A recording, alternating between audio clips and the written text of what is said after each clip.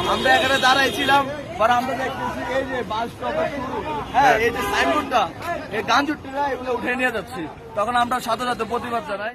হর হামেশাই দেখা যায় রাস্তার ম্যানহোলের ঢাকনা, রোড সাইন ইত্যাদি রাষ্ট্রীয় সম্পদ চুরি করে নিয়ে যায় চোর।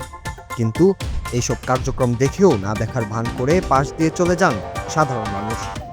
এবার এমন একটি ঘটনা ঘটল রাজধানীর মুক্তায়, যা নিয়ে তোলপাড় সামাজিক মাধ্যম। সম্প্রতি ওই ঘটনার একটি ভিডিও ঝড় তুলেছে নেটিজেনদের মধ্যে। ভিডিওটিতে দেখা যায় রাস্তার পাশে বাস স্টপেজের সাইন সম্বলিত একটি সাইনবোর্ড খুলে নেয়ার কালে ধরা পড়ে এক চোর, আর তাকে উত্তম মাধ্যম দিয়ে আবারও জায়গা মতো লাগানো হচ্ছে খুলে নেওয়া সেই সাইনবোর্ড।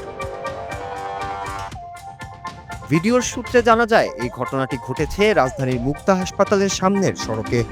প্রত্যক্ষদর্শীদের দেয়া বর্ণনায় জানা যায় মূল সড়কের পাশের ওই বাস স্টপের সাইনবোর্ডটি চুরি করে নিয়ে যাওয়ার জন্য খুলছিল এক চোর।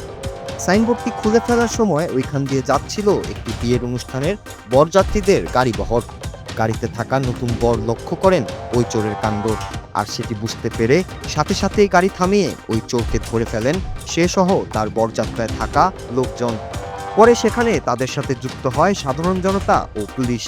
আমরা এখানে দাঁড়াইছিলাম, আমরা দেখতেছি এই যে বাস স্টপের শুরু, হ্যাঁ, এই যে সাইনবোর্ডটা, এই গাঞ্জুটিরা এগুলো উঠে নিয়ে যাচ্ছি, তখন আমরা সাথে সাথে প্রতিবাদ জানাই এবং তাদেরকে আমরা হালকা মাত্রায় একটু নাস্তা করাই আর কি, বুঝছেন, উত্তম মাধ্যম যেটাকে বলা হয়। আচ্ছা,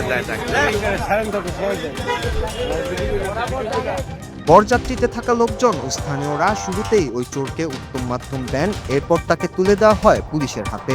আর যে স্থান থেকে ওই সাইনবোর্ডটি খোলা হয়েছিল সেখানেই সেটিকে পুনঃস্থাপন করার সাজাও দেওয়া হয় চোরটিকে। এক পর্যায়ে তাকে বাধ্য করেই ওই সাইনবোর্ডটি একই স্থানে পুনঃস্থাপন করা হয়। এর পরপরই পুলিশের জিম্মায় নেওয়া হয় ওই চোর যুবককে। পাশে থাকা একজন ব্যক্তি ওই ঘটনার একটি ভিডিও সামাজিক মাধ্যমে শেয়ার করতেই তা ছড়িয়ে পড়ে নেটিজেনদের মধ্যে। ভিডিওটি দেখে ওই নতুন বরকে প্রশংসায় ভাসাচ্ছেন নেটিজেনরা। রাষ্ট্রীয় সম্পদ রক্ষায় নিজের বরযাত্রা থামিয়ে যেভাবে এগিয়ে এসেছেন সেই তরুণ, তা নিয়ে তাকে বাহবা দিচ্ছেন সকলে।